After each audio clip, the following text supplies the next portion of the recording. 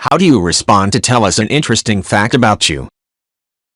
The real grinning dog said. The saddest thing about retirement? Recently I had to buy some envelopes. Fisted Tate said. I told my wife when she has her baby I'm wearing a fisherman's vest to the hospital to steal as much as I can get out of there.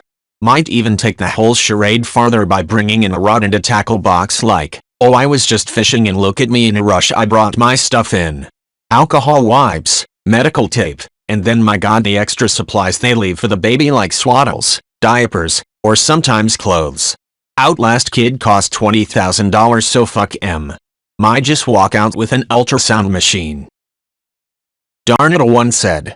I had a full body MRI once and my doctor said, it looks like a first-year surgical student took you apart and put everything back together without the manual. Some of my organs are in the wrong places, some are shaped unusually, and others are not quite at the correct orientations. Darn it, one said. My doctors have never pinpointed any particular reason it should, but my whole life I've been one of these people who seems to end up with unusual medical circumstances. When I got an ear infection as an adult, my doctor had never seen an ear infection that bad.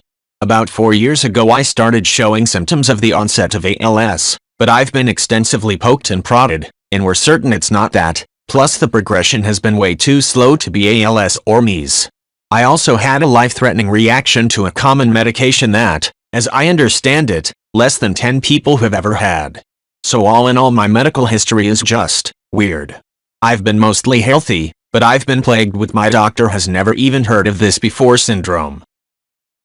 Big Whistle said. It was my ability to bond with a parrot through the bars of a cage and then my willingness to get bitten if the bird wasn't ready to come out of the cage. 6-10 months of that kind of treatment and most parrots would start getting embarrassed that they always bit me when I opened the cage and start considering whether or not biting me would be more fun. I had one bird at that phase who would bite me 4 or 5 times on the hand and then huff for a minute and then get on my hand. I always kept first aid supplies in the flight room for after LOL. Malignant Rumor 99 said. I can blow air out of my eyes. In another note, I once hired a woman almost solely on the fact that under special skills she wrote I can make a dress out of a garbage bag. She was one of the best employees we ever had. Booble said. Between 2014 and 2017 I died 4 times after my bowel blew up and poisoned me. Edit. Didn't expect to be asked more about it etc, so a quick explanation. My bowel ruptured and all my waste leaked into body and sat there for a few weeks slowly poisoning me. Had a few emergency operations and it was during these that they lost me 4 times and I had no heartbeat but each time they got me back. I don't recall any weird experiences here I'm afraid. Homestead Mom 01 said. LOL. My oldest didn't really put stuff in her mouth. One day I was standing in the kitchen talking to my dad, at his house, and it came up. The words had just come out of my mouth, she really doesn't put stuff in her mouth. When my niece comes running in, Grandpa, Grandpa. She put marbles in her mouth. She was also a rambunctious child. Did you also sleep very little? Oh my gosh, she would go to sleep at 11 p.m. starting at like 8 months and wake up when the sun came up. Then she wouldn't nap unless she was buckled in the car. Needless to say, I ran on coffee and tea for the first 2 years of her life. Facine said. Of course. Unless there's a subreddit rule against this sorts of thing. I will take this post down if a mod objects. This is my biggest seller and most reviewed book. I wanted to read a book about the Inca and couldn't find anything with enough history for my liking, so I wrote the book I wanted to read.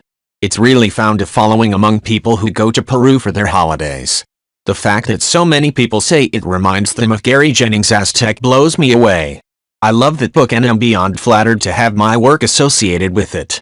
Zulu was my first novel, and honestly there are some things I don't like about it that are baked in and can't now be edited out without starting over from scratch. Still, for a first effort, I'm proud of it. This one is most popular in the UK, where of course the Zulu are quite well known. My most recent project I ended up breaking up into a trilogy called Beginning, Middle, and End.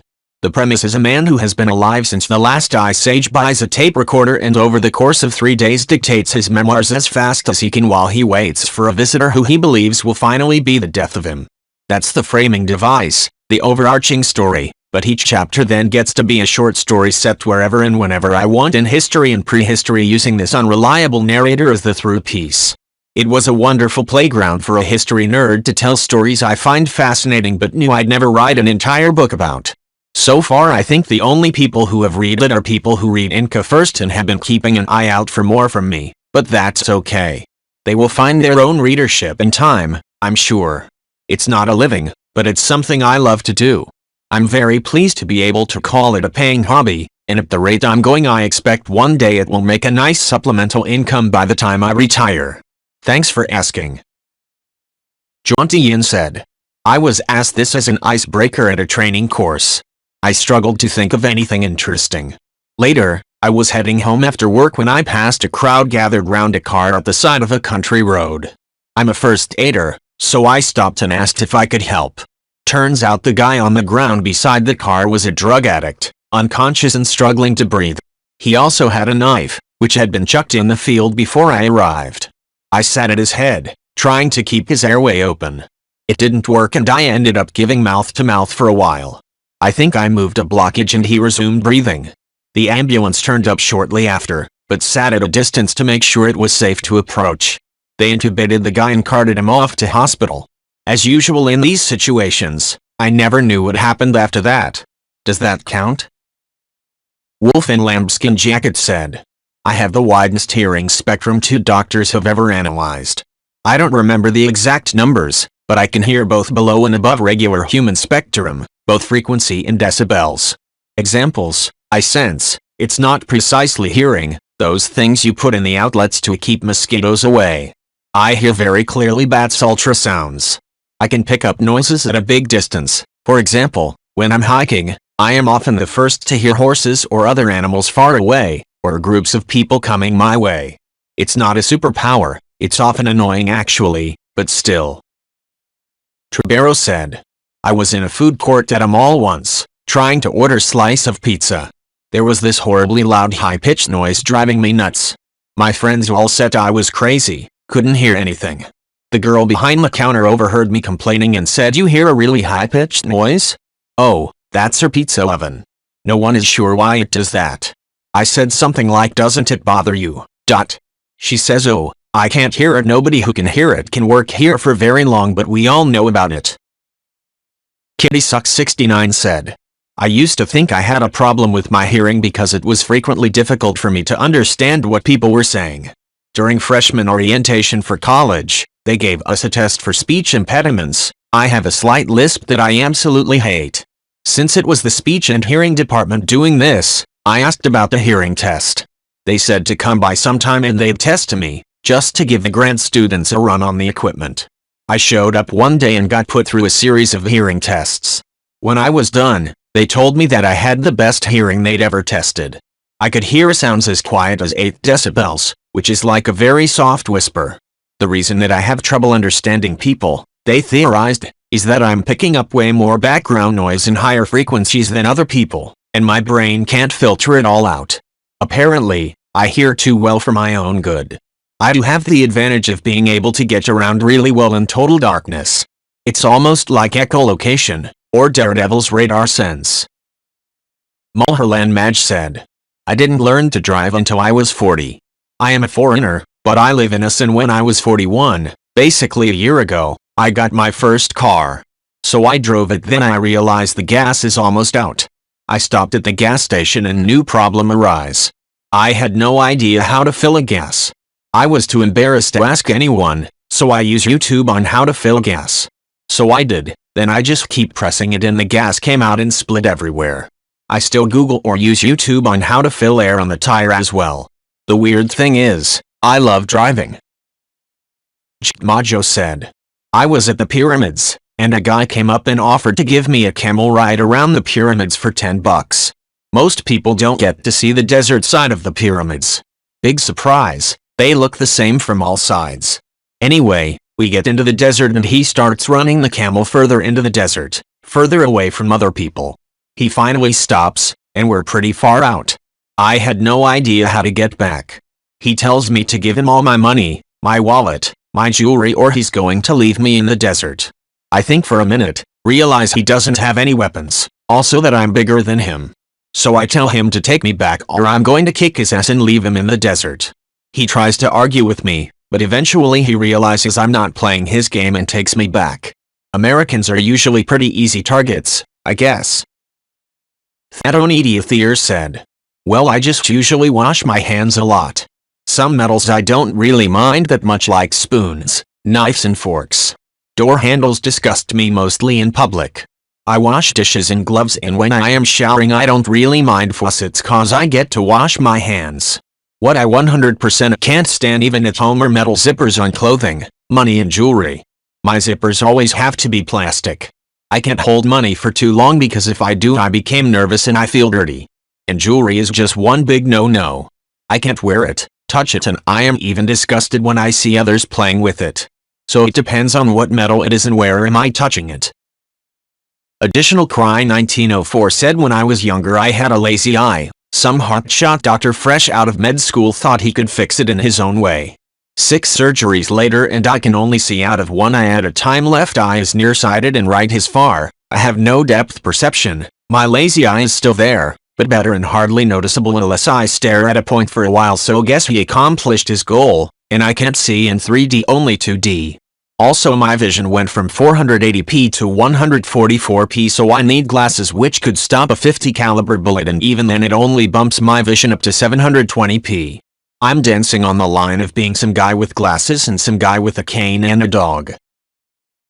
Cutting Edge Retro said. I'm a consultant. And I frequently get asked this question during the first introduction meeting. I'm 51. And my life has been insane. Here's some of the things I say. I once won second place in a Lego building contest, in Japan. I once performed oral surgery on myself. When I was 12, I lived at Disney World for 3 months. I've been to Siberia in the winter. Twice. I have 9 children and 7 grandchildren, so far. I got my first professional programming job when I was 19. I lived in South America for 7 years. I was once thrown off the French TGV, bullet train, for not having a reservation. I reserved a seat on the next train 20 minutes later. I was fired from Epcot Center for sinking a maintenance boat. I've been to the Ukimatsuri, Japanese snow festival with all the ice sculptures and snow buildings. I do my own car repairs. I make my own furniture. I'm currently building my own house. Cookie Cat 698 said. My name is Yoshikage Kira. I'm 33 years old. My house is in the northeast section of Moria, where all the villas are, and I am not married. I work as an employee for the KMU department stores, and I get home every day by 8 p.m. at the latest. I don't smoke, but I occasionally drink. I'm in bed by 11 p.m., and make sure I get 8 hours of sleep, no matter what. After having a glass of warm milk and doing about 20 minutes of stretches before going to bed, I usually have no problem sleeping until morning. Just like a baby, I wake up without any fatigue or stress in the morning. I was told there were no issues at my last checkup. I'm trying to explain that I'm a person who wishes to live a very quiet life. I take care not to trouble myself with any enemies, like winning and losing, that would cause me to lose sleep at night. That is how I deal with society, and I know that is what brings me happiness. Although, if I were to fight I wouldn't lose to anyone. Jessie Girl said. I attended Annie Lennox's marriage ceremony. Her husband is an old mentee of my grandfather, and he took me as his +1. She is extremely sweet in person, and it was a beautiful time. The dress she and her daughters wore were the most elegant pieces I'd ever seen. I also went to the reception on the boat, but unfortunately I didn't know any of the other big names that attended. Edit. I said ceremony 3 times in a row and it was bugging me. Crazy Bunaleta said. 2 weeks before my 19th birthday I had an ear infection, bronchitis, and sinusitis all at once. Went to urgent care to get medication, and they look in my ears. I had been sick with an ear infection for a while by that point, so there was a bit of a wax buildup in both ears. And specialist came in to remove the wax impaction. One bit in my right ear was being particularly stubborn. It wasn't softening with the solution they had put in my ear canal. After much prying and irrigating, a 14-year-old corn kernel came out of my ear. I put it in there when I was 5 years old because I was bored at church. I freaked out and didn't tell anyone for a few days. Mom didn't see anything when she looked in my ear, so she just assumed it fell out. Flash forward 14 years. As I was sitting with the solution in my ear, I told my mom maybe it was the corn kernel. She said no way. I told the ant specialist my suspicion when he came back. When the corn kernel came out, all he could say was, well, that's a first. For some reason I got very emotional and cried. My hearing didn't seem to be very affected by the corn kernel being there for 14 years. It looked black, but not decomposed. It was a purple kernel that was already dried out by the time I put it in my ear. TLDR, I was unaware I had a corn kernel stuck in my ear for 14 years. IVTD4KDS said. My father was a relentlessly self-improving boulangerie owner from Belgium with low-grade narcolepsy and a penchant for buggery. My mother was a 15-year-old French prostitute named Chloe with webbed feet. My father would womanize, he would drink. He would make outrageous claims like he invented a question mark. Sometimes he would accuse chestnuts of being lazy. The sort of general malaise that only the genius possess and the insane lament. My childhood was typical. Summers in Rangoon, luge lessons. In the spring we'd make meat helmets. When I was insolent, I was placed in a burlap bag and beaten with reeds, pretty standard, really. At the age of 12, I received my first scribe. At the age of 14, a Zoroastrian named Vilma ritualistically shaved my testicles. There really is nothing like a shorn scrotum. It's breathtaking. I suggest you try it. Ambience 2273 said. Inhales. I'm a lumberjack, blacksmith, woodcarver, architect, artist, sculptor, bladesmith, hardened outdoorsman, chef, archer, dead-eye, kayaker, boat designer, freelance artist. I can sing, I can dance, I can feel micro-scratches and errors in things, I can drive a manual car, know how to drive a skid steer, I haul 100 plus kg oak logs around for fun, I design clothes, I'm a historical expert on Vikings, Highlanders, Canadians, etc. I am a hunter, and a dishwasher at a small local restaurant. And what's the cherry atop this pile? I'm 15 years old. So yeah, I'm a narcissist. Not an alien robot said. I backpacked across the Rocky Mountains into Vancouver solo. Not the wisest decision I ever made, but I did it. Through the King's Range, I think that's what it was called. Can't be bothered to look it up. South of Jasper, Alberta. Got to the other side in BC and kept going, sometimes by road and sometimes not, until I eventually reached Vancouver a little over 2 months later. I wasn't in a hurry at all. I wanted to see the sights. If anything bad had happened while out in the wild, I would have probably died though. Soloing it was a bad idea in hindsight. I did have a really close call with a grizzly on the BC side of the mountains. Fortunately, we scared the crap out of each other by our surprise close encounter and both took off in opposite directions. That one could have killed me for sure. But otherwise it was mostly pleasant and I enjoyed it. Solid Finger 1002 said. The Army needed us to fill out a unique statement form, in the case that we were captured and needed to identify ourselves. This is what I wrote, more or less. The first time I ejaculated I was about 10 or 11 years old, I guess. I used to take baths, and had all of my G.I. Joes in there with me, as well as some Star Wars figures left over from my younger days. Anyways, due to puberty, action figure playtime turned into masturbation playtime. I recall rubbing one out on multiple occasions that resulted in a dancing penis, but no ejaculate. Then, one day, I was in there having a big G.I. Joe war, and I started going at it. Imagine my surprise when the climax came, and semen came out of my penis. There was my G.I. Joe hovercraft and a bunch of action figures floating around in the water with me and my ill-gotten seed. So that was the first time I ever came. Now I just watch MILF porn and bust in a paper towel. But having snackies and Firefly salute me from the deck of the hovercraft made my first time coming pretty special. Squatchy Jones said. At the ripe age of 19 I had my gallbladder removed. It was so full of stones it swelled up to be the same size as my liver. My DR said he had never seen anything like it and he had no idea how I was still functioning and living my life normally. They had to stitch together 3 ultrasound images in order to see the entire thing. They also weren't sure if they could do it laparoscopic and were contemplating taking it out the old way, basically cutting the entire abdomen open. It was a wild ride and I ended up spending almost 2 weeks in the hospital over a routine outpatient procedure. PMME, your prince said. Honestly, just lie. The absurdity of the lie will depend on how often you think you will be seeing this person again. My go-to lie is based on some truth, but I say I once got full VIP treatment at a club by saying I was Jerry Seinfeld's son. Funny enough, that story started out based on a lie after I told some drunk Scotsman that I was Jerry Seinfeld's son when he asked me if I knew anyone famous. I didn't really get VIP treatment, but I did take a few pictures with some people after he started bragging about how I was quasi-famous. AskReddit said. One of these. I have ADHD and Tourette's. Stupid, but it's the first thing I usually think of. I have a bad leg and actually have forgotten how to run correctly, and can only jump on one leg safely. Additionally, my balance is totally messed up because of it. Also stupid, but slightly more interesting. If you go back several generations, I am related to a pirate who was not only the last pirate in the Caribbean but also has a museum with an entire exhibit about him in a small town in Puerto Rico. The staff there love my family, lol. If you want to look him up, his name was Roberto Cofresi y Ramirez de Arellano. Actually interesting. I once had a sinus infection so bad that it got me sent to a neurologist because my doctor thought I was having migraines.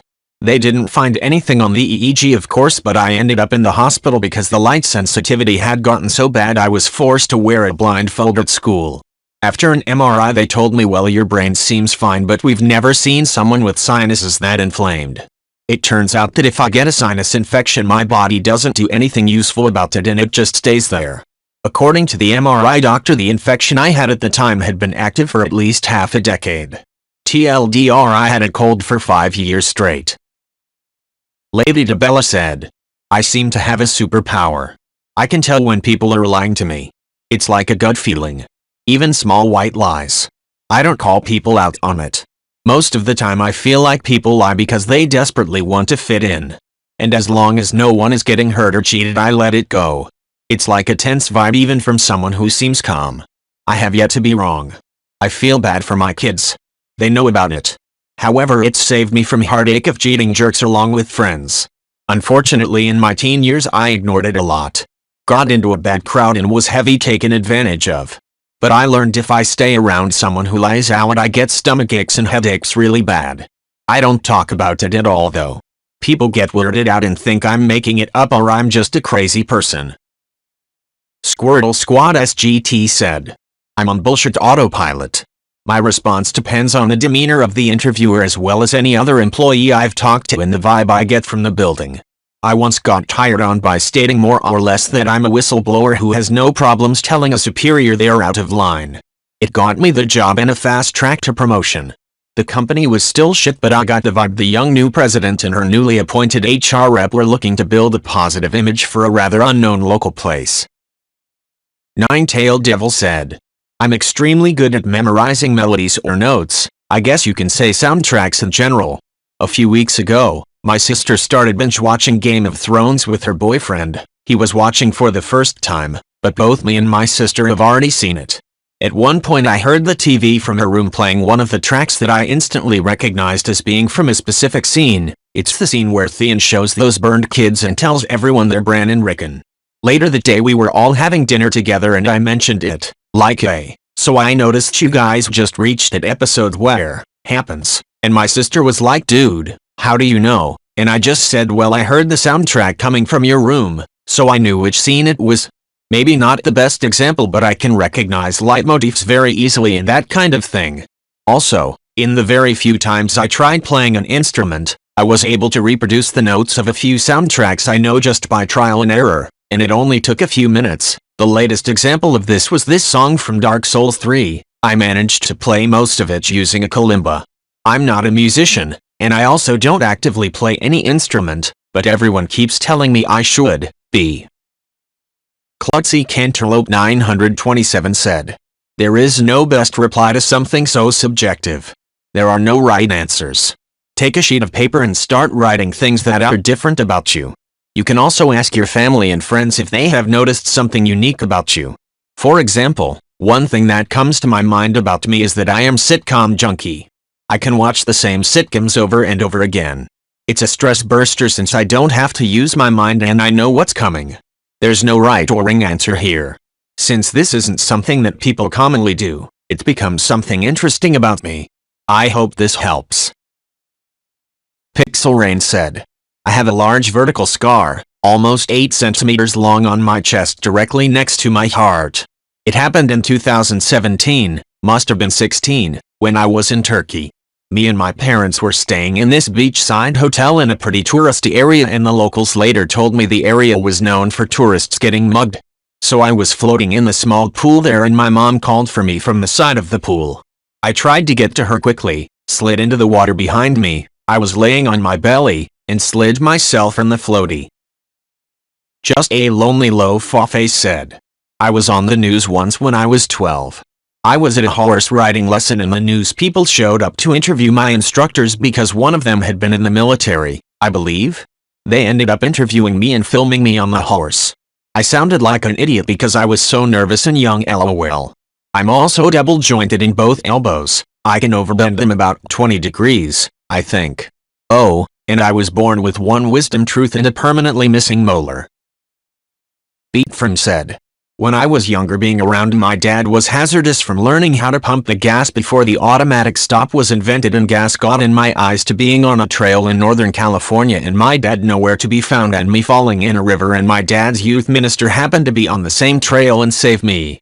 Then I was with my dad going to Sunday school and he forgot his Bible at the house, so he turns around, pulls in, gets out, leaves me in and runs in the house. He forgot to set the parking brake. I went down a small embankment and crashed the car. Long Jean said, anyone else hold back their most interesting fact and say something more normal? Like, you know, Pirates of the Caribbean? I lived and worked on one of the ships they used in the movie. Like, behind Keira Knightley you can see me steering the ship under full sail on a location in the Caribbean. Do I tell people that? Fuck no. It takes like 10 minutes of follow-up questions to calm someone back down when I tell them, and it makes things super awkward since their most interesting fact is less impressive. Anyone asks, I'm double-jointed.